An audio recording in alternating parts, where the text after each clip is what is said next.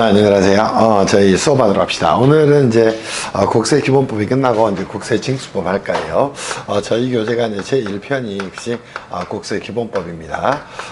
그리고 제2편이 역시 국세 징수법이래요. 자, 역시 그런데 이제 국세 징수법은 공인회계사 시험에서는 이제 시험범위에 들어가질 않아요.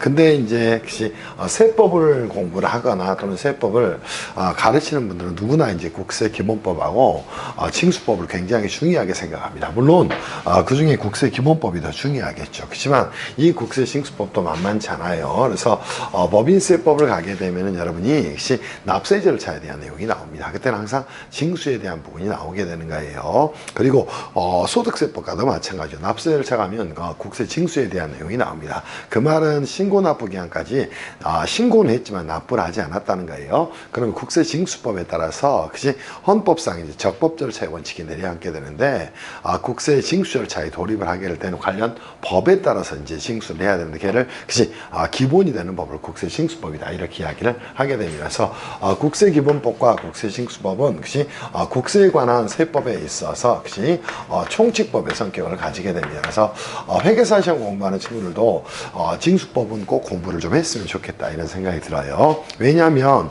납기전 징수라든가 또는 혹시 우리가 또 어떤 내용이 나오냐면 옛날에 징수유예했는데 지금은 납부고지 유예라든가 또 압류매각 청산이라든가 이런 절차들을 알아야 되기 때문이에요. 그래서 저희가 이제 지금부터는 국세 징수법 수업을 좀 진행을 좀 해가겠습니다. 선생님 그러면 이 국세 징수법은 혹시 도대체 어떻게 만들어졌습니까? 그치?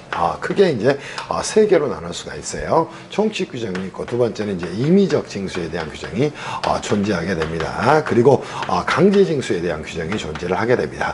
자, 과거에 이제 강제징수에 대한 용어는 역시 체납처분이라는 용어로 혹시 쓰였어요. 근데 2022년도에 이 세법에 전면 개정이 있게 됩니다. 그래서 2022년도에 2021년도에 역시 이 국세징수법은 전면 개정이 있게 됩니다. 역시 그러면서 역시 신구법의 역시 조문 비교 이런 내용도 나오질 않습니다. 그러니까 이쪽 부분을 제대로 가르칠 수 있는 사람이 거의 없다고 보시면 돼요. 그래서 여러분들이 이 수업을 잘 들으시면서 공부를 좀 해가시면 좋겠다 이런 생각이 듭니다. 오케이. 자, 이쪽은 공인회계사 시험에서는 역시 출제가 이루어지지 않습니다. 그러나 역시 세무사 시험의 경우에는 출제가 이루어지고요. 세무사 시험에는 세 문제에서 네 문제 정도 출제가 이루어집니다. 그리고 공무원 시험의 경우에는 공무원 시험의 경우에는 두 문제가 20문제 중에 두 문제니까 굉장히 많은 문제가 할당이 돼서 출제가 이루어지고 있어요.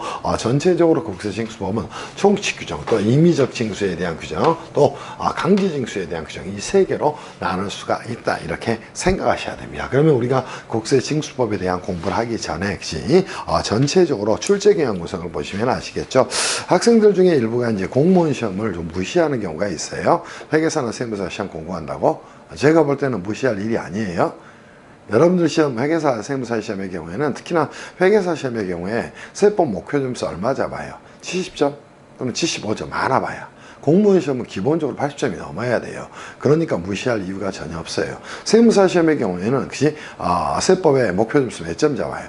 60점, 65점, 70점 잡잖아. 근데 공무원 시험 80점이 넘는다고. 근데 왜 무시를 해? 무시를 할 이유가 없어. 공부는 모든 게 다 똑같은 거예요. 그러니까 공부할 때는 겸손한 마음으로 공부를 여러분이 하셔야 되는 것이 어떤 시험 직렬이 있다 그래서 무시할 정도로 여러분들의 시험이 대단한 시험은 아니에요.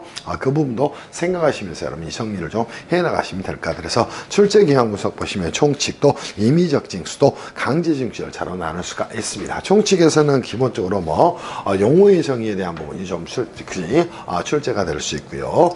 용어의 정의에 대한 부분하고 혹시 용어의 정의에 대한 부분하고 간접적으로 조세채권을 보전할 수 있는 조세채권 보전제도에 대한 내용이 시험에 출제가 될 수 있습니다. 그럼 이 간접적 조세채권 보전제도에는 어떤 게 있을까? 납세 증명서의 발급이라든가 관어사업의 제한이라든가 체납자료의 제공이라든가 미납국세의 열람이라든가 출국금지의 요청이라든가 또 이제 개정되면서 역시 고액상습 체납자의 명단 공개라든가 고액상습 체납자에 대한 감시제도라든가 이 이쪽이 들어와 있습니다. 그래서 여러분 시험에서는 이쪽은 거의 출제한다고 보시면서 준비를 좀 하셔야 될 거예요. 그리고 임의적 징수 절차에서는 납부고지와 독촉 절차는 임의적 징수라고 이야기를 하게 되는데, 여기서는 역시 과거에는 징수예요. 자, 여기서는 시험에 나올 만한 내용이 납부 기한 전 징수에 대한 내용하고, 역시 과거에는 징수였죠. 오케이, 그게 납부고지 위로 개정이 됩니다. 이쪽들이 시험에 굉장히 출제가 많이 이루어지니까 이쪽을 중심으로 여러분들이 공부를 좀 해가시면 좋겠다. 그리고 강제징수의 절차는 크게 압류, 또 매각, 또 청산의 과정으로 이루어지게 됩니다. 그때 시험에서는 한 70% 정도는 역시 이 압류에 대한 부분이 출제가 이루어집니다. 그리고 매각의 방법은 원칙적으로 역시 공매를 통해서 하는 거고요. 예외적으로 그죠, 소액자산 등의 경우라든가 역시 소지가 금지된 재산 등의 경우에는 역시 수의계약을 통해서 매각할 수가 있다. 이렇게 정리하시면 됩니다. 그리고 이 청산에 대한 부분은 국세기본법으로 연결이 됩니다. 국세기본법에서 국세우선권하고 연결이 되니까 그쪽을 우선권하고 연결이 되니까 그쪽 부분에서 여러분이 정리를 좀 같이 해나가시면 좋을 것 같아요. 그럼 국세우선권의 적용에 있어서 최우선 변제 채권이 있죠. 강제징수비, 또 최근 3년간 퇴직금, 또 최종 3개월 임금, 법에 의해서 보장된 소액 임차보증금, 또 그 재산에서 부과된 국세 등에 대한 부분은 역시 1, 2, 3순위가 되겠죠. 그리고 나서 피담보 채권하고 국세 채권을 비교하는 겁니다. 그때는 국세 법정기라고 담보 설정기를 비교해서 정리를 하는 것이야. 그래서 강제징수 부분에서는 압류를 중심으로 정리하시면 좋겠다, 이런 생각이 좀 듭니다. 자, 우리가 국세징수법을 공부할 때 역시 가장 중요한 내용 중에 하나가 뭐냐면 국세 징수 절차에 대해서 여러분들이 좀 이해를 하고 가셔야 될 것이야. 자, 국세 징수 절차는 선생님 어떻게 됩니까? 자, 어떤 자가 뭘 하지 않았다는 거예요. 혹시 신고는 했다는 겁니다. 근데 뭐 하지 않았어요. 오케이? 납부를 하지 않았다는 겁니다. 오케이? 그러면 어떤 문제가 생겨나면 납부하지 않은 상태에서, 즉 납부기한까지 납부를 하지 않습니다. 오케이? 이때 납부기한은 우리 국세징수법에서 이제는 두 개로 쪼개게 됩니다. 하나는 법정 납부기한, 또 하나는 지정 납부기한이 생겨나게 됩니다. 그러면 지정 납부기한까지 뭘 하지 않아요. 납부 기한까지 역시 납부를 하지 않는다는 겁니다. 그러면 역시 자, 이 상태를 뭐라고 이야기하냐면 체납이다, 이렇게 이야기를 하게 되는 겁니다. 그럼 이 상태에서 한번 봅시다. 자, 납부를 하지 않았다면 이 상태부터는 뭐가 된다. 오케이? 체납의 상태가 된다는 겁니다. 그리고 역시 국세를 납부하지 않은 자를 뭐라고 얘기한다. 체납자다, 이렇게 용어를 부르게 되는 거예요. 그럼 체납자 용어 한번 정리해 보세요. 국세 지정 납부기한까지 납부를 하지 않은 자를 말합니다. 그러면 자, 한 번 납부하지 않았다 그래서 압류를 하면 절대 안 되겠죠. 그래서 국세징수법은 이 임의적 징수 절차로 말하게 돼요. 납부 고지를 하게 됩니다. 또 혹시 고지서에 한 납부기한까지 납부하지 않습니다. 그럼 독촉 절차를 진행하게 되는 겁니다. 얘를 뭐라고 얘기한다? 임의적 징수 절차다, 이렇게 이야기를 하게 되는 겁니다. 그럼 우리가 봐야 될 이 임의적 징수 절차는 고지 독촉 절차를 말하는 것이다, 이렇게 정리하면 되겠죠. 그리고 이 독촉장에 의한 납부기한까지 납부를 하지 않게 됩니다. 그럼 뭘 하게 되냐? 혹시 압류 매각 청산의 과정을 거치게 된다는 겁니다. 압류 혹시 또 혹시 매각 혹시 또 어떤 절차를 청산의 과정을 거치게 됩니다. 얘를 뭐라고 이야기한다? 강제징수다, 이렇게 이야기를 하게 되는 겁니다. 그래서 국세징수법의 절차는 혹시 자, 고지독촉이라는 이 임의적 징수 절차와 혹시 압류 매각 청산이라는 강제징수 절차로 나눌 수가 있다, 이렇게 정리하면 되겠죠. 그리고 간접적으로 조세권을 보전하기 위한 납세 증명서의 발급이라든가, 또 관어사업 제한이라든가, 체납자료의 제공이라든가, 출국금지의 요청이라든가, 고액상체납자의 명단 공개나 또는 감채도, 이런 것들을 다루고 있는 내용입니다. 그래서 여러분들이 다른 건 모르더라도 이 용어 정도는 반드시 안고 가셔야 돼요. 그럼 지정 납부기한까지 납부를 하지 않은 상태는 뭐다? 체납이다. 체납을 하고 있는 자는 뭐라고 했나? 체납자다, 이야기를 하게 되는 겁니다. 그리고 고지 독촉 절차를 거치게 되는 거예요. 이 고지 독촉 절차는 뭐라고 얘기한다? 임의적 징수 절차다, 이렇게 이야기를 하게 되는 겁니다. 그리고 독촉장에 의한 납부기한까지 납부를 하지 않습니다. 그럼 체납자의 재산의 처분을 금지시키는 행정행위를 하게 됩니다. 걔를 압류라고 이야기하는 거예요. 그리고 나서 뭡니까? 압류를 했음에도 불구하고 국세를 납부하지 않았답니다. 그럼 매각을 하게 됩니다. 자, 매각을 하게 되면 현금이 나올 거예요. 그러면 이 매각 대금을 배분하는 과정을 거치게 어떻게 됩니까? 걔를 청산이다 이렇게 이야기를 하게 되는 겁니다. 무슨 말씀인지 이해할 수 있겠지. 이 내용들을 보는 게 여러분들이 뭐다?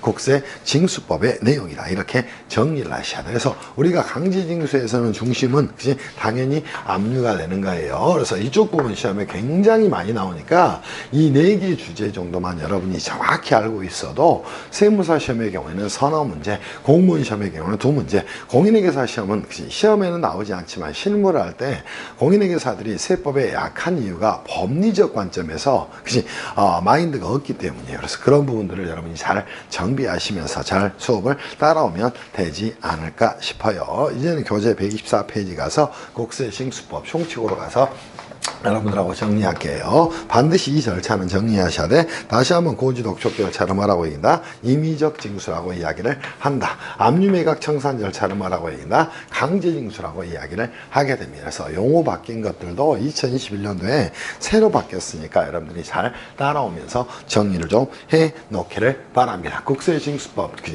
지금부터 가서 총칙으로 가서 정리하겠습니다. 제1장의 국세징수법 총칙에서는 어떤 것들을 다룰 것인가 여러분하고 이제 살펴보면 되겠죠. 그럼 총칙에서는 뭐를 다루고 있냐면 제1절에서 총설을 다루고 있습니다. 1절 총설에서는 가장 먼저 정리해야 될 게 뭐가 될까? 오케이?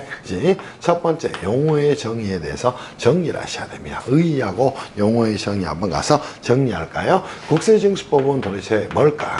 국세징수법은 국세 징수에 대한 징수에 관한 뭐를 절차를 규정하고 있는 절차를 규정하고 있는 뭐다?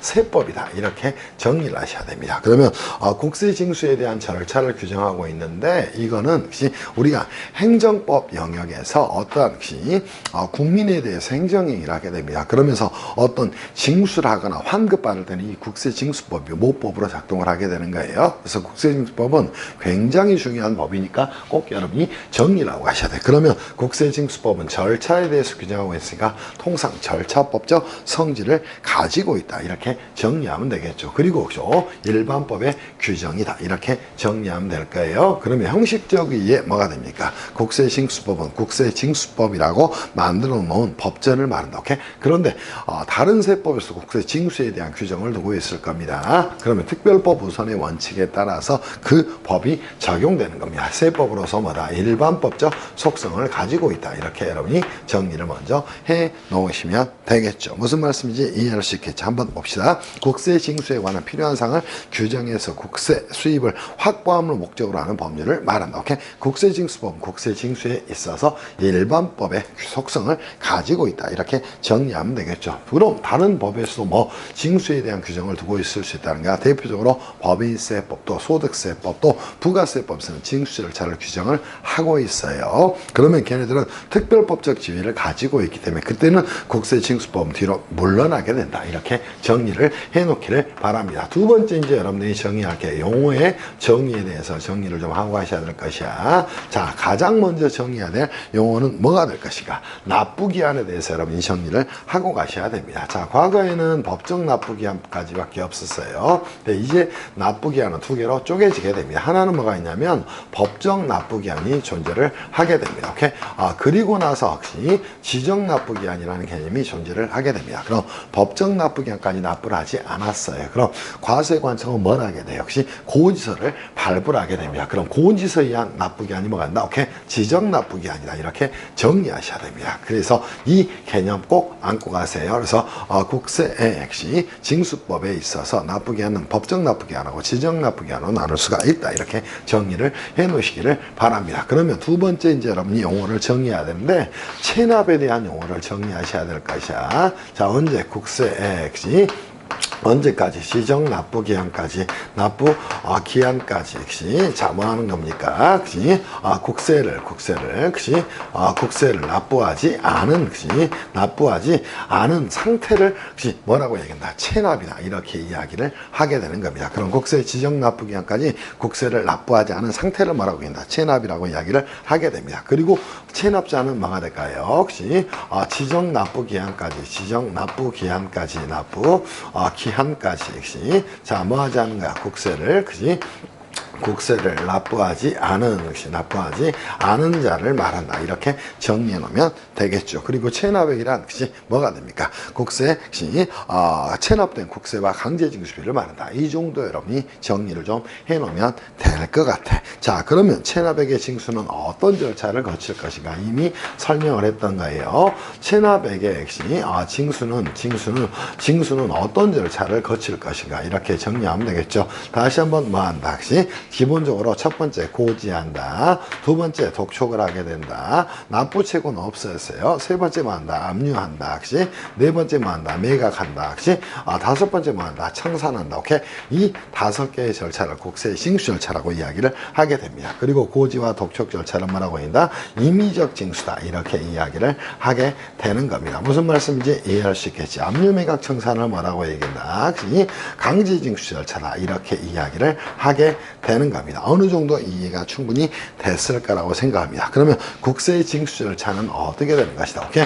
징수 절차는 이렇게 이루어지는 것이다. 즉 고지 독촉이라는 임의적 징수 절차하고 그죠? 또 압류 매각 청산이라는 것이 강제적 징수 절차. 오케이? 이 5개의 절차를 통해서 체납된 국세를 징수를 하게 되는 겁니다. 무슨 말씀인지 이해할 수 있겠어요? 그리고 나서 두 번째 이제 여러분이 정리할 게 체납액의 징수는 어떻게 이루어질 것인가? 징수 순위입니다. 자, 이제는 체납 처분비라는 용어는 없어졌으니까 1순위가 뭐가 된다. 오케이? 자, 당연히 강제징수비가 되는 겁니다. 그치? 두 번째 2순위는 뭐가 될 것인가? 오케이? 국세가 되는 것이다. 이렇게 정리하면 되겠죠? 3순위가 뭐가 된다. 오케이? 가상금이라는 용어는 없어지고 이제는 납부지연 가산세로 통합이 됐으니까 이렇게 정리가 되는 겁니다. 그래서 강제징수비, 국세, 가산세 순서로 징수를 하게 되는 것이다. 무슨 말씀인지 충분히 이해할 수 있을 거라고 생각합니다. 그래서 여러분 시험에 나올 만한 내용은 이겁니다. 자, 체납과 체납자, 특히나 지정납부기한까지 국세를 납부하지 않은 자를 말한다. 그리고 국세의 납부기한은 법정 납부기한과 지정 납부기한으로 나눌 수가 있다. 이렇게 정리하면 되겠죠. 체납액의 징수 순위는 국세 우선권 쪽에서도 많이 나왔으니까 강제징수비, 국세, 가산세 이 순서로 뭐 하는 것이다. 징수가 이루어지게 되는 것이다. 이렇게 정리하면 되겠죠. 무슨 말씀인지 충분히 이해가 됐을 거예요. 이제는 두 번째로 여러분하고 가서 간접적 조치권 보전제도로 가서 정리를 좀 해드리겠습니다. 그래서 2절이 시험에 굉장히 많이 나오니까 이 부분을 정확하게 여러분이 이해를 좀 해놓으시면 좋겠다 이런 생각이 좀 들어요. 2절 가서 간접적 조치권 보전제도로 가서 여러분하고 이 부분을 정리하겠습니다. 그러면 선생님, 제2절로 가서, 간접적 조세권 보전제도는 도대체 무엇입니까? 자, 보세요. 조세, 채권, 보전제도다. 이렇게도 이야기하고요. 그죠? 자, 뭐라고도 이야기하냐면, 간접적 징수 절차다. 이렇게도 이야기를 하게 됩니다. 그러면 이 간접적 조세권 보전제도에는 선생님, 뭐가 있습니까? 즉, 국세의 직접적 징수 절차인 고지, 독촉, 또 압류 매각 청산 절차를 거치지 않고 자 간접적인 방법으로 하는가 납세를 압박하는 겁니다. 그를 통해서 국세를 징수하는 걸 뭐라고 얘기나 간접적 조세권 보전제도라고 이야기를 하게 됩니다. 그러면 여기에는 선생님 종류가 뭐가 있습니까? 자 및 종류로 가서 정리할게요. 직접적 방법이 아닌 간접적 방법으로 조세권을 보전하는 제도를 말합니다. 첫 번째 뭐가 있냐면 납세 증명서의 발급이 존재를 하게 됩니다. 오케이? 두 번째는 뭐가 존재하냐면 관어사업에 대한 제한이 존재를 하게 됩니다. 관어사업의 제한이 존재를 하게 됩니다. 세 번째는 뭐가 되냐면 순서 교재인 대로 정리할게요. 미납국세의 열람이 존재를 하게 됩니다. 자, 미납국세의 열람이 존재를 하게 됩니다. 국세의 열람이 존재를 하게 될 것이고 네 번째는 뭐가 존재하냐면 체납자료의 제공에 대한 내용이 존재합니다. 오케이? 제공에 대한 내용이 존재하고 다섯 번째는 출국금지액,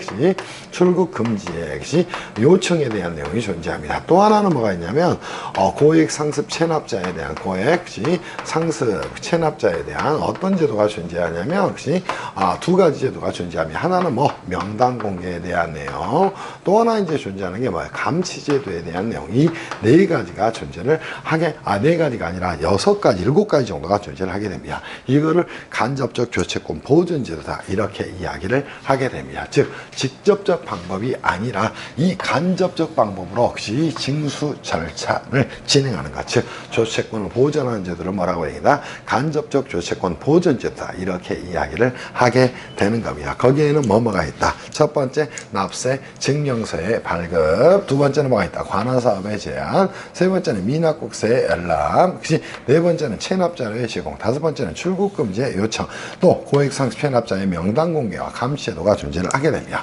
여기서 이제 주로 시험에 나올 만한 내용은 납세 증명서의 발급에 대한 내용이 시험에 나올 수 있고요. 또 하나는 관할사업의 제한에 대한 내용이 굉장히 시험에 많이 나옵니다. 또 출국금지 요청에 대한 내용이 시험에 많이 나오고, 또 고액상습 체납자의 명단 공개와 감시 제도가 시험에 많이 나오는 거예요. 또 실무적으로도 이 내용들을 알아야 되기 때문에 이 부분을 정리를 하게 되는 겁니다. 무슨 말씀인지 이해할 수 있겠어요? 혹시 자, 충분히 정리를 해 놓을 수 있을 거라고 생각합니다. 무슨 말씀인지 충분히 이해할 수 있겠지. 자, 그러면 납세 증명서에 대한 부분부터 천천히 가서 여러분하고 정리할게요. 그러면 선생님, 납세 증명서는 도대체 무엇입니까? 이렇게 정리하면 되겠죠. 의의 가서 한번 정리할게요. 혹시 자, 우리 용어들이 바뀌었으니까 정리를 좀 합시다. 자, 뭐예요? 혹시 납세 증명서란 국세징수법에 따른 것이, 자, 용어 한번 바꿀까요? 혹시 국세징수법에 따른 것이 용어 바꾸겠습니다. 납부고지 유예액, 또 혹시 압류매각입니다. 혹시 매각액, 유예액 등을 뭐하고 제외하고, 그죠? 자, 뭐 하는 것이야? 다른 체납액이 없음을, 다른 뭐가 혹시 체납액이 없음을, 없음을 뭐하는 증명하는 서류를 뭐라고 이야기한다. 오케이? 자, 납세증명서다. 이렇게 이야기를 하게 됩니다. 저희 교재에 징수유예액이라고 나와 있는데 이거는 납부고지 유예액으로 좀 수정을 해주세요. 그지? 그리고 그지? 체납처분 유예액은 압류매각의 유예액이라고 좀 수정을 좀 해주시기를 바랍니다. 오케이? 또 환가 유예액 등을 제외하고 다른 체납액이 없음을 증명하는 서면이 되는 겁니다. 그럼 납부고지가 역시 유예가 됐어요. 오케이? 이게 있더라도 납세증명서를 발급할 수 있다는 것이야. 압류매각의 유예가 있더라도 납세증명서를 발급할 수가 있다. 이렇게 정리하면 되겠죠. 그럼 이 납세증명서의 역시 제출 사유는 어떻게 될 것인가? 납세증명서는 제출 사유가 존재하게 되는데 이것도 굉장히 시험에 많이 나옵니다. 오케이? 자, 누구로부터? 국가 등으로부터 혹시 대금을 지급받는 경우에 역시 납세증명서를 제출을 해야 되는 겁니다. 무슨 말씀인지 이해할 수 있겠어요? 그리고 혹시 국세를 납부하는 의무가 있는 외국인이 출국하는 경우에, 오케이? 그리고 내국인 여권 등을 신청하는 경우에는 혹시 납세증명서의 제출 사유가 있다. 그 중에 이제 가장 시험에 많이 나오는 거 첫 번째 사유입니다. 국가 등으로부터 혹시 자, 뭐를 대금을 혹시 지급받을 때 뭐 하는 것이다. 지급받을 때 납세증명서를 제출하는 것이다. 이렇게 여러분이 안고 가셔야 됩니다. 무슨 말씀인지 이해할 수 있겠어요? 즉 국가 등으로부터 대금을 지급받을 때 이 납세증명서를 제출하는 것이다. 이렇게 안고 가셔야 됩니다. 자, 두 번째 이제 여러분이 정리할 게 뭐가 될까? 외국인이 국세를 납부할 의무가 있는 외국인이 출국하는 경우에 출국 시에는 납세증명서를 제출해야 됩니다. 오케이? 그리고 해외에 해외에 1년 이상 뭐 할 목적으로 혹시 체류할 목적으로 자, 뭐 하는가? 여권을 신청하는 경우에는 반드시 납세증명서를 제출을 해야 됩니다. 그때 이제 주의할 게 보세요. 자, 대금을 지급받을 때 납세증명서를 제출하는 것이 계약 체결 시가 아니라는 점에 여러분이 꼭 머릿속으로 계약 체결 시에 제출하는 게 아니라는 점에 초점을 두고 여러분이 공부를 하셔야 돼요. 그래서 납세증명서에 대한 부분은 의의 시험에 많이 나오고, 두 번째 제출 사유 아주 시험에 많이 나옵니다. 그래서 납부고지 유예액, 또 압류매각의 유예액, 또 환가 유예액을 제외하고 다른 체납액이 없음을 증명하는 서면을 뭐라고 한다? 납세증명서다. 이렇게 이야기를 하게 되는 겁니다. 무슨 말씀인지 이해할 수 있겠어요? 자, 이게 뭐 간다? 일반적 제출 사유가 됩니다. 의의라고 이야기를 할 수 있을 거예요. 다만 특수한 경우에는 납세증명서의 제출을 자 누가 특정한 자가 해야 되는데 그 내용도 여러분이 꼭 안고 가셔야 돼요. 그래서 제출 사유의 특례에 대한 부분도 머릿속으로 안고 가셔야 됩니다. 제출 사유의 특례에서 이제 아주 시험에 많이 나오는 건 자 보세요. 첫 번째, 두 번째, 세 번째 굉장히 많이 나옵니다. 채권 양도가 있다는 겁니다. 오케이. 자, 첫 번째 채권이 양도가 있는 거예요. 채권 양도의 경우에는 양도인과 양수인 양도인하고 양수인의 납세증명서 모두가 필요합니다. 역시 양수인의 납세증명서가 필요하다. 이렇게 여러분이 안고 가셔야 돼요. 두 번째 뭐가 됩니까? 오케이. 자, 법원의 전부 명령에 의하는 경우입니다. 그때는 압류 채무자가 아니라 압류 채권자가 되는 것이다. 자, 보세요. 법원에 뭐가 있는 경우에 전부 명령이 있는 경우에는 역시 절대 압류 채무자가 아니라 압류 채권자의 납세증명서를 채권자의 역시 납세증명서를 제출을 해야 되는 것이다. 이렇게 여러분이 안고 가면 되겠죠. 또 하나 뭐예요? 혹시 자 우리가 하도 공정화에 관한 법률에 따라서 혹시 하도급 대금을 지급받는 경우입니다. 오케이? 자 하도급 대금을 대금을 혹시 지급받는 경우입니다. 지급받는 혹시 경우에는 도급 사업자가 아니라 수급 사업자의 납세증명서를 제출하는 것이다. 수급 사업자의 뭐를 제출하는 것이다. 납세증명서를 제출을 하게 되는 겁니다. 무슨 말씀인지 이해할 수 있을까요? 그래서 이 내용들도 아주 시험에 자주 나오니까 머릿속에 꼭 넣어놓기를 바랍니다. 즉 채권 양도의 경우에는 양도인과 양수인 모두의 납세증명서를 제출해야 되는가, 법원의 전부 명령의 경우에는 압류 채무자가 아니라 압류 채권자의 납세증명서를 제출해야 됩니다. 또 하도급 하도급 등 공정화에 관한 법률에 따라서 하도급 대금을 수령받는 경우에 수급사업자의 납세증명서를 제출하는 것이다. 이것도 머릿속에 꼭 안고 가기를 바랍니다. 무슨 말씀인지 충분히 이해가 됐을 거예요. 그리고 납세증명서의 제출 의무가 면제되는 경우가 존재합니다. 오케이? 자, 혹시 제출 의무가 납세증명서에 뭐에 대한 증명서에 제출 의무가 면제되는 경우는 제출임에 면제되는 경우는 면제 사유에 대한 부분 정리하면 되겠죠. 이쪽에서는 시험이 이제 한 두 가지만 나옵니다. 오케이? 자, 국가 등으로부터 대금을 지급받았는데 그 대금이 당연히 뭐가 됩니까? 국가 등에 귀속이 된다는 겁니다. 오케이? 자, 보세요. 국가 등으로부터 대금을 지급받는 대금이 국가 등으로부터 지급받는 대금이 누구한테 국가 등에 귀속을 하게 됩니다. 국가 등에 귀속하는 경우에는 납세증명서의 제출 사유가 면제가 되는 것이다. 또 하나 뭐가 되냐면 국세 강제징수에 따라 채권 압류로 세무서장이 대금을 지급하는 경우에요. 세무서장이 자무하는 경우입니다. 대금을 수령하는 경우에는 수령이라고 적을게요. 수령시 등의 경우에는 납세증명서의 제출 의무가 면제된다. 이렇게 정리하셔야 돼요. 그래서 납세증명서는 1, 2, 3에 대한 내용이 굉장히 중요합니다. 무슨 말씀인지 이해할 수 있겠어요? 그리고 이제 추가적으로 나머지는 볼 내용이 별로 없고, 납세증명서의 발급 절차는 세무장은 납세자로부터 납세증명서의 발급 신청을 받았다면 그때는 즉시 납세증명서를 발급을 해줘야 됩니다. 그래서 통상 회계사무실에서 납세증명서를 발급을 해주는 경우가 굉장히 많습니다. 그리고 이 네 번째 내용도 여러분이 정리하셔야 되겠죠. 자, 납세증명서의 유효기간은 증명서의 유효 기간은 어떻게 되는 것이다. 대원칙은 원칙은 발급일부터 30일간이다. 오케이? 이렇게 잡고 가셔야 됩니다. 그래서 발급일부터 얼마다 30일간이다. 오케이? 이렇게 정리하셔야 됩니다. 다만 예외적으로 고지된 납부 고지된 국세 등이 있는 경우가 문제가 될까요? 있는 경우에는 고지된 국세 등에 그 납부 기한까지로 할 수 있다. 납부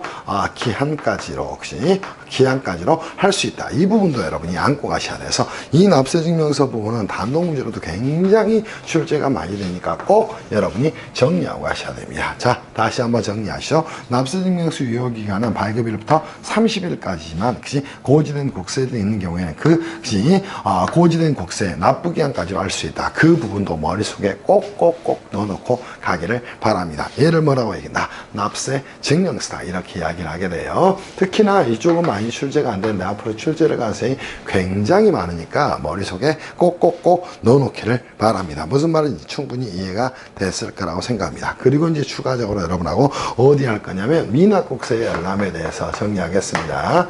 자, 도대체 선생님 미납국세의 열람은 뭡니까? 미납국세의 열람으로 가서 이 부분을 여러분하고 정리할 거예요.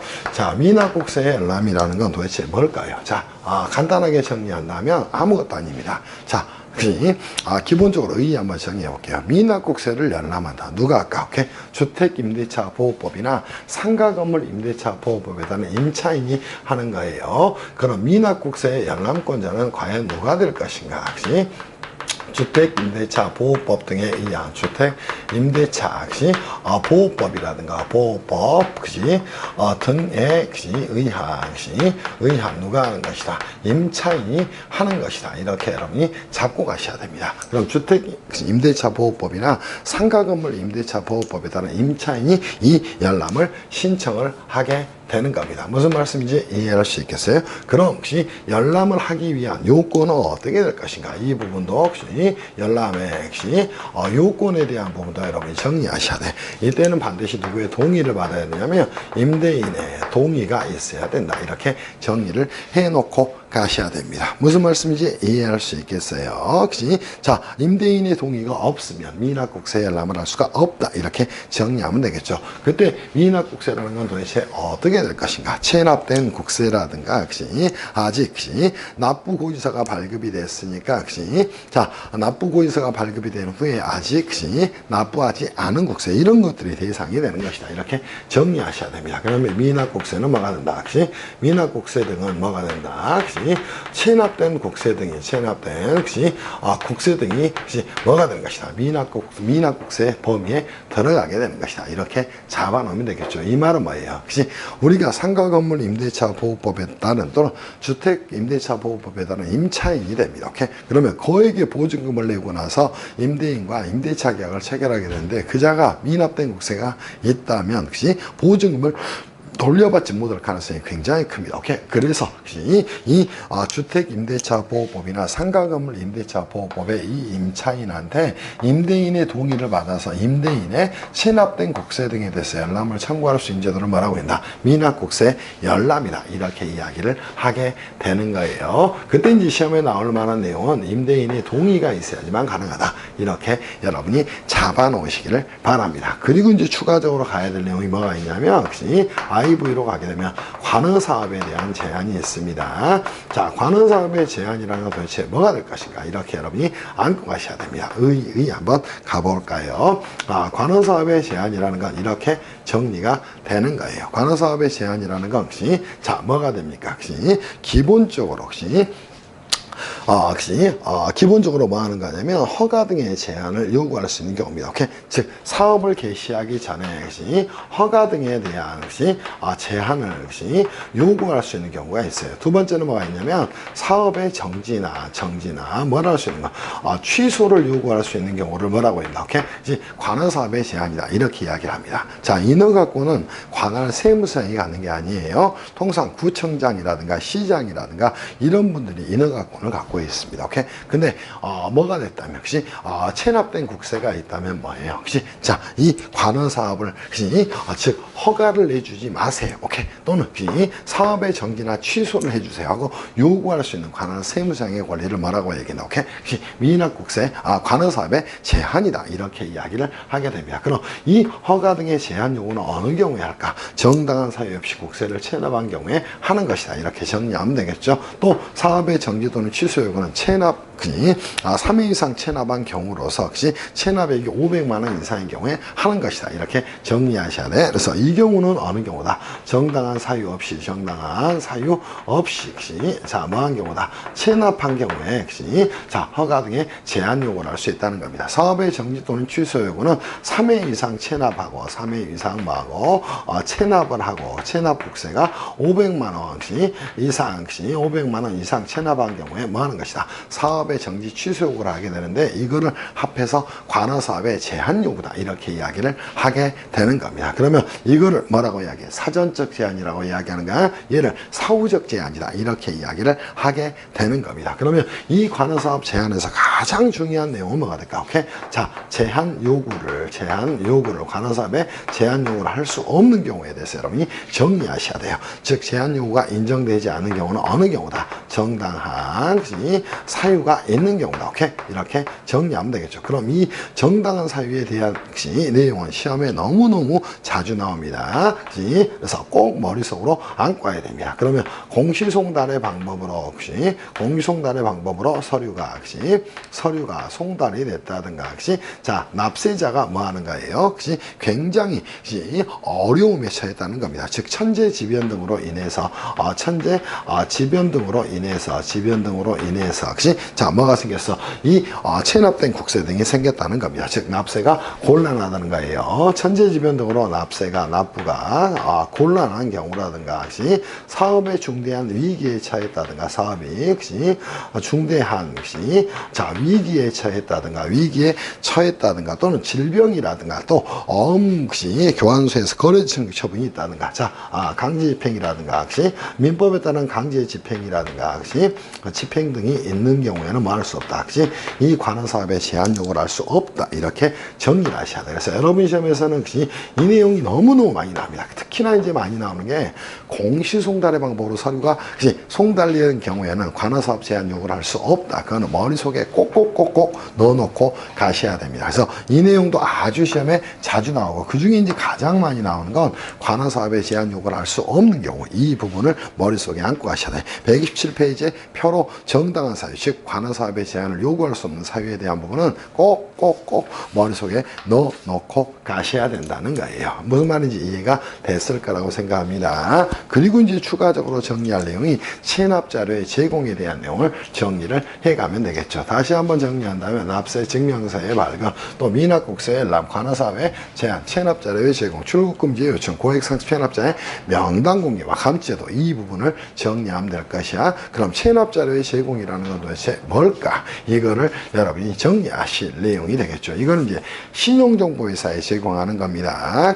어느 경우에 이제 제공을 할 것인가? 이것도 아무렇게나 국세를 미납했다고 해서 체납자료를 제공하면 안 되겠죠. 그래서 그 부분까지 여러분이 정리를 같이 안고 가면 되지 않을까 싶어요. 이제는 V로 가서 체납자료의 제공으로 가서 이 부분을 추가적으로 여러분하고 정비를 좀 해드리겠습니다. 자, 이 부분은 지우지 않을게요.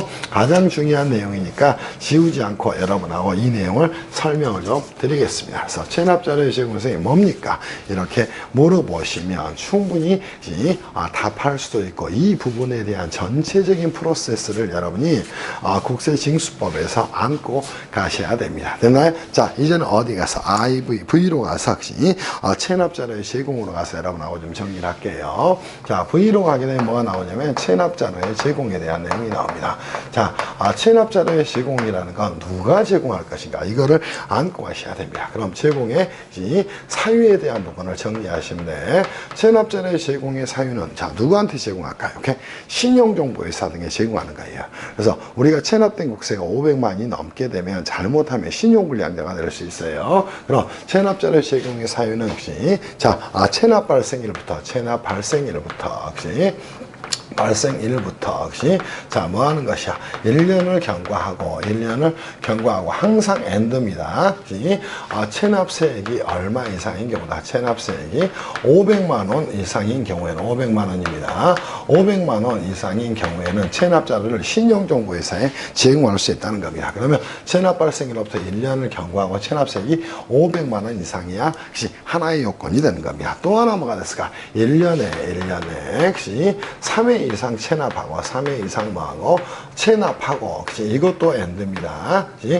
체납세액이 얼마 이상이 이렇게 500만 원 이상이어야 됩니다. 500만 원 이상인 경우에는 자, 누구한테 제공할 수 있다는 것이 오케이? 자, 봅시다. 1년에 3회 이상 체납하고 체납세액이 500만 원 이상인 경우에는 이 체납 자료를 누구한테 제공할 수 있냐면 상대방이 됩니다. 오케이? 상대방은 당연히 누가 되는 것이다. 정보회사 등의 정보회사 등에 제공을 할 수 있다는 겁니다. 이때 이제 신용정보회사의 대표적인 예는 나이스 신용정보라든가 또 하나는 올 크레딧 이런 데들이 이제 되겠죠. 그러면 잘못하면 신용불량자가 될 수 있다는 거예요. 무슨 말인지 충분히 이해를 할 수 있을 겁니다. 오케이? 자, 다만 적용이 배제되는 경우도 있어요. 어느 경우에 적용이 배제가 될 것인가? 적용이 배제되는 경우는 간단하게 정리를 하면 될 것 같아요. 오케이? 자, 우리가 징수에 즉 납부고지에 유예등이 있는 경우에 유예등이 있는 경우에는 이 체납자료를 제공할 수 없다. 이렇게 정리하면 되겠죠. 그리고 당연히 이 체납자료에 대한 제공 여부를 타인에게 누설해서는 안 됩니다. 걔를 뭐다? 체납자료 제공에 대해서 한다. 세무공무원은 비밀 유지 의무를 부담을 하게 된다. 이렇게 정리하면 될 것 같아. 세무공무원은 비밀 유지 의무를 지게 됩니다. 그래서 체납자료 제공에 대한 부분은 딱 사유만 나옵니다. 세무사 시험에서도 가로놓기로 1년 500만 원 또 3회 500만 원 이 내용이 시험에 한번 나온 적이 있어요. 그 정도로 세무사 시험도 국세징수법은 쉬워요. 근데 용어가 어느 정도는 민사집행법의 용어와 중첩되는 측면이 있기 때문에 여러분들이 이 부분을 이해하시기가 쉽지 않아요. 그래서 국세징수법 공부는 정확하게 좀 정리를 좀 해 놓으시기를 바랍니다. 무슨 말씀인지 이해할 수 있겠어요? 자, 그리고 나서 이제 추가적으로 가야 될 내용이 VI로 가서 정리를 할 거예요. 자, VI는 뭐가 있냐면 출국 금지의 요청에 대한 부분입니다. 요청에 대한 부분이에요. 출국 금지의 요청은 도대체 뭘까요? 오케이? 자, 간단하게 정리한다면 출국 금지의 요청의 사유부터 여러분하고 먼저 정리를 좀 합시다. 이 사유는 다 외울 필요는 없고요. 한 두세 가지만 여러분이 좀 정리를 해 놓으시면 되지 않을까 싶어요. 자, 어느 경우가 출국 금지의 요청 사유가 될까요? 정당한 사유 없이 5천만 원 이상 국세를 체납한 자가 자 중에서 일정한 자, 즉 법령에서 정한 자에 대해서 할 수가 있는 것이다. 이렇게 정리하면 되겠죠. 그럼 사유는 어떻게 되는 것이다. 크게 한번 볼까요? 정당한 사유 없이, 정당한 뭐 없이, 사유 없이, 자, 뭐 하는가? 5천만 원 이상의 5천만 원 이상의 국세를 체납한 자에 대해서는 체납한 자가 뭐가 된다. 대상이 된다. 이렇게 정리할까요? 사유라기보다는 대상이라고 정리를 합시다. 그래서 출국금지 요청의 대상은 정당한 사유 없이 자, 뭐 하는 것이다. 5천만 원 이상 국세를 체납한 자가 대상이 되는 것이다. 이렇게 정리하면 되겠죠. 그러면서 이제 사유가 나와 있는데 출국금지 요청의 대상 정당한 사유 없이 5천만 원 이상 국세를 체납한 자로서 법령에서 정한 자가 된다. 일정한 자가 된다. 이렇게 잡아놓으면 되겠죠. 다른 건 여러분이 이해할 필요 없이 정당한 사유 없이 5천만 원 이상 국세를 체납한 자입니다. 그럼 출국금지 요청의 두 번째 절차는 어떻게 될 것인가 주의하셔야 됩니다. 자, 이 출국금지 요청을 하는 건 관할 세무상의 권한이 아닙니다. 그러니까 누가 하는 것이다. 국세청장이 자, 누구한테 요청을 하는 것이다.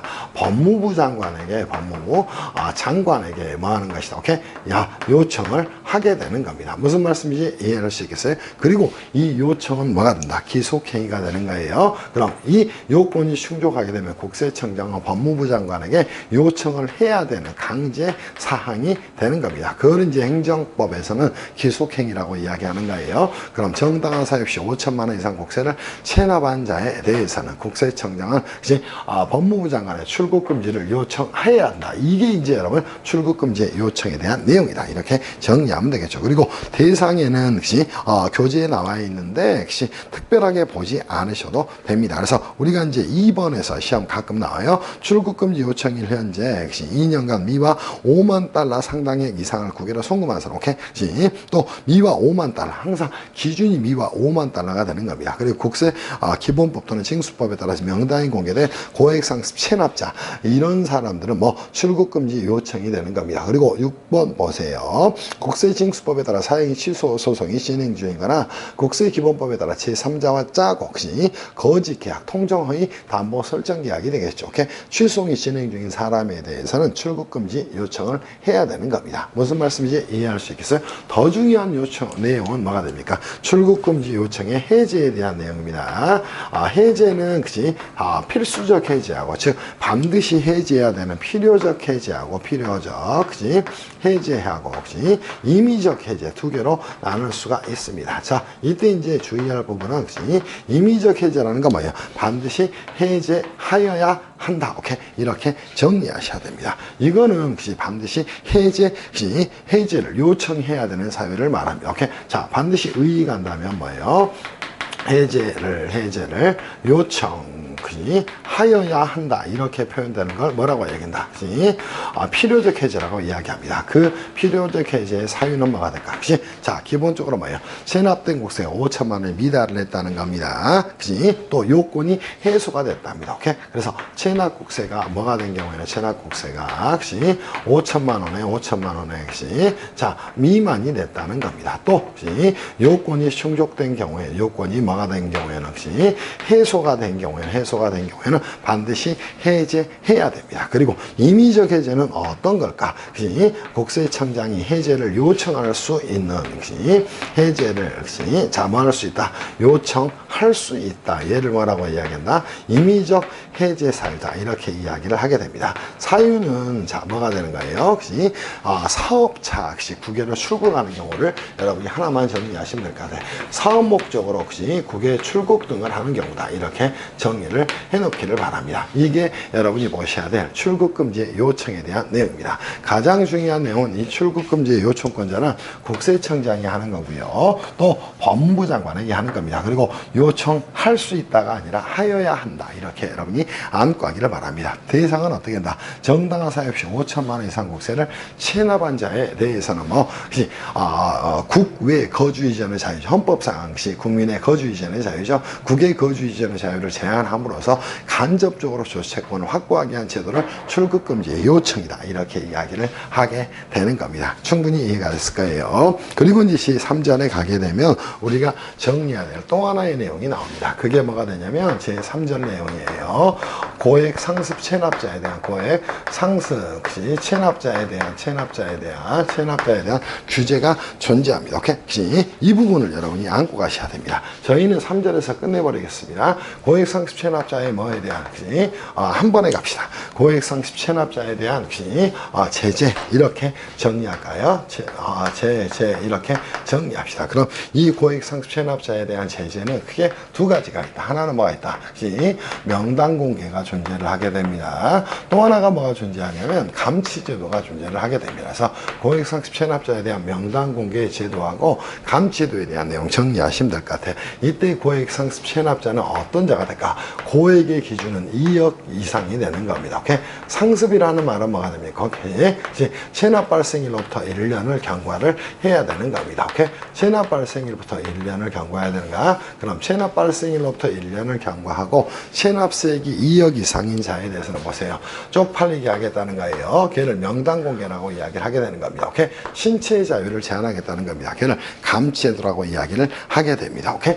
충분히 이해가 되지 않을까 싶어요. 저희는 이거를 쪼개서 이 두 개로 가져가겠습니다. 하나는 고액 상습 체납자의 명단 공개로 가서 정리를 좀 하겠습니다. 자, 명단 공개의 사유는 어떻게 될 것인가 또는 대상은 어떻게 될 것인가 이 부분 안고 가면 되겠죠. 사유는 다시 이미 설명드렸듯이 체납 발생일부터 자, 뭐 하는 것이고 1년을 경과하고 엔드입니다. 체납액이 자, 얼마? 2억 이상인 경우가 대상이 되는 것이다. 그래서 항상 1년 경과 또 2억 이상 이렇게 여러분이 머릿속으로 안고 가야 됩니다. 다만 이 명단 공개가 배제되는 경우 배제 사유에 대해서 정리하셔야 됩니다. 어느 경우에 배제가 될까요? 자, 국세 벌보기 진행 중이라는 겁니다. 벌보기 진행 중입니다. 즉 이의신청이라든가 심사청구라든가 또는 심판청구 절차가 진행 중인 경우, 오케이? 또는 행정소송이 진행 중인 경우에는 그 사안이 어떻게 끝날지 알 수가 없습니다. 오케이? 그리고 체납액에 얼마 이상을 30% 이상을 납부를 한 경우 등의 경우에는 명단 공개를 할 수 없다. 이렇게 여러분이 머릿속으로 놓고 가셔야 됩니다. 무슨 말씀인지 이해할 수 있겠어요? 그래서 이 내용 정도 정리하시면 됩니다. 그리고 나서 두 번째 정리할 게 있다면 고액 상습 체납자의 상습 체납자에 대한 그치?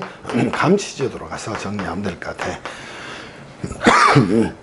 이 감시제도는 어떤 게 되냐면 똑같습니다. 오케이? 사유입니다. 그치? 사유는 똑같습니다. 그치? 첫 번째, 체납 발생일부터,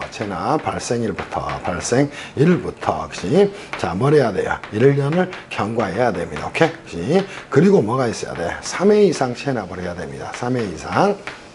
체납이 있어야 될 것이고, 체납액이 얼마 이상이어야 됩니까? 체납액이 2억 이상이어야 됩니다. 오케이? 걔를 뭐라고 합니다. 고액상습 체납자에 대한 감시제도라고 이야기를 하게 되는 겁니다. 무슨 말씀인지 이해할 수 있겠어요? 그러면 이 감치는 어떻게 할 것인가? 감치제도에 요건이 충족되면 효과 정리합시다. 오케이? 자, 뭐 할 수 있다는가? 30일의 범위 내에서, 그치? 자, 뭐 할 수 있다는가? 유치장 등의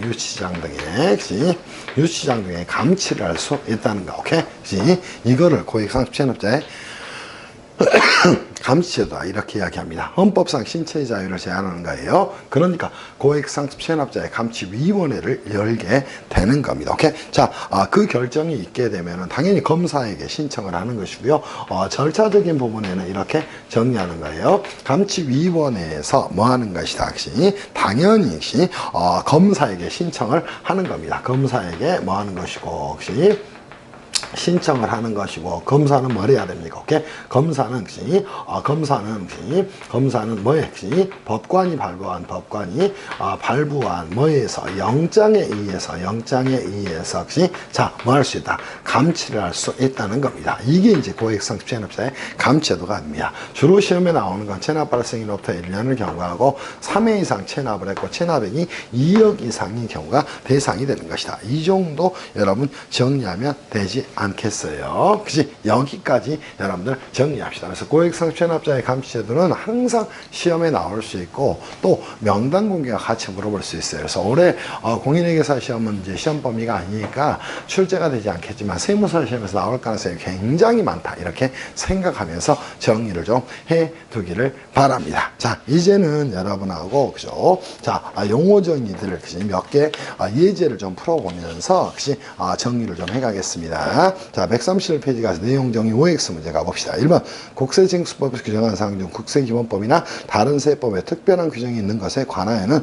국세징수법이 정하는 바에 따라 국세징수법은 일반법이라고 이야기했어요. 그럼 국세기본법이나 다른 세법에 국세징수에 관해서 별도의 규정이 있다면 그 국세기본법이나 세법의 규정이 우선 적용되는 것이 국세징수법 뒤로 빠지는 것이야. 이거를 여러분이 안고 하셔야 돼요. 1번은 틀린 지문이 됐네. 자, 우리 3번 가서 정리할까요? 그죠? 세무자가 국세를 징수하려면 납세에게 그 국세의 과세에 의한 세목, 세액, 산출을 근거, 납부기한과 납부 장소를 납부고 있어 발급해야 되겠죠. 옳은 지문이 됐네요. 6번 가서 한번 정리해볼까요?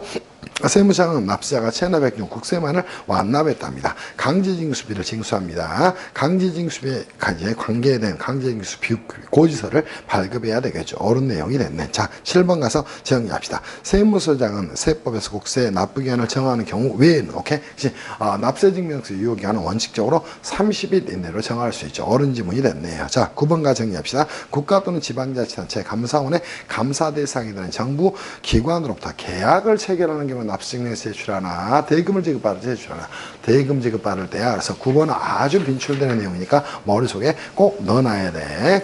꼭 정리합시다. 그리고 우리 어디 갈까? 12번 가서 정리합시다. 법원의 전부명령에 따라서 원래 계약자 외의자가 지방자치단체로부터 대금을 지급받습니다. 그때는 압류 채무자의 납세증명서 제출하는가, 압류 채권자의 납세증명서 제출하는가, 압류 채권자의 납세증명서 제출하는가. 근데 채무자의 납세증명서 제출한다 했으니까 틀린 지문이 됐죠. 오케이? 12번도 꼭 체크를 하세요. 13번 갑시다. 납세증명서의 발급을 현재 해당 신청인에게 고지된 국세가 있답니다. 고지된 국세가 있는 경우에는 납세증명서 유효기 하는 고지된 국세의 납부기한까지로 하는 것이에요. 30일간이 아니야. 14번도 꼭 체크를 좀 해 놓기를 바랍니다. 무슨 말씀인지 이해할 수 있겠죠. 자, 이제는 어디 가서 18번과 정리할게요. 세무상은 정전으로 한국은행에 및 최신관세 정보통신망에 정상적인 가동이 불가능하답니다. 오케이? 국세를 납부할 수 없다고 인정돼서 납부 고지를 유예합니다. 그 유예에 관계되는 국세 담보 제공을 요구할 수 있겠죠. 옳은 지문이 됐네요. 자, 18번 18번 갑시다. 이때는 뭐 국세정보통신망이 뻑이 났으니까 담보증을 요구할 수가 없겠죠. 그래서 18번부터 18번은 사실은 임의적 징수 절차로 가서 정리해야 될 부분이야. 자, 우리 19번 가서 문제를 한번 풀어볼까요? 국세청장은 정당한 사유 없이 5천만 원 이상의 국세를 체납한 자 중 대통령령으로 정하는 자에 대해서 법무부 장관에게 출입국 관리법에 따라서 출국 금지를 요청해야 되겠죠. 옳은 지문은 네, 요청할 수 있다 그러면 틀린 지문이 되는 것이야. 이렇게 정리합시다. 21번 체납 발생일로부터 1년을 경과하고 체납세액이 1억 원 이상인 자에 대해서는 감치할 수 있나? 무조건 체납세액은 2억 이상이 돼야 한다 그랬어. 그래서 고액상습 체납자의 명단 공개와 감시 제도는 이렇게 여러분이 안고 가셔야 됩니다. 그래서 21번 꼭 체크하세요. 그치? 자, 23번 국세청장은 체납된 국세가 불복 청구증이 있답니다. 명단 공개할 수 없죠. 그래서 국세 30% 이상 납부를 했거나 국세 불복 절차가 진행 중인 경우에 명단 공개가 배제가 되는 것이다. 이렇게 잡아놓기를 바랍니다. 25번 가서 정리할까요? 국세청장은 체납 발생일로부터 국세 등을 3회 이상 체납하고 체납 발생일부터 1년을 경과하고 체납세액이 얼마? 2억 이상이어야지 감치를 신청할 수 있겠지. 1억이 아니에요. 이렇게 정리하길 바랍니다. 28번 체납자는 동일한 체납 사실이 있는 경우에 재차 감치될 수 있나? 안 되지. 일사부재리의 원칙 때문에 한 번 감치됐으면 그걸로 끝나는 것이지 다시 감치를 할 수는 없다. 이렇게 정리를 해놓기를 바랍니다. 그래서 여기까지 이제 여러분하고 정리했어요. 다시 한번 납세 증명서에 대한 내용 정확히 이해하시고 관원사업 제한에 있어서 정당한 사유가 있어서 제한을 할 수 없는 경우를 여러분이 다시 한번 정리를 해놓으셔야 돼. 미납국세의 남은 상가 건물 임대차보호법이나 주택임대차보호법에 임차인이 하는 거예요. 체납자료의 제공은 체납 발생일로부터 1년을 경과하고 500만 원 이상 국세를 체납했다든가 1년에 3회 이상 체납하고 체납세액이 500만 원 이상인 자에 대해서는 뭐 신용정보회사에 제공할 수 있다는가. 그리고 출국금지 요청은 국세청장이 누구한테 체납 시 정당한 사유 없이 국세를 체납한 경우로서 5천만 원 이상 체납을 하게 되면 국외 거주 이전의 자유를 제한하겠다는 겁니다. 이렇게 정리하셔야 돼요. 또 고액상습 체납자의 명단 공개에 대한 내용까지 이 정도 정리하면 충분히 정리가 되지 않을까 싶어요. 자, 우리가 국세징수법의 첫 단추를 잘 꼈어요. 아마 4강 내지 5강이면 국세징수법이 끝날 거예요. 이렇게 공부를 해야 되는 거야. 오케이? 쉬었다가 하겠습니다.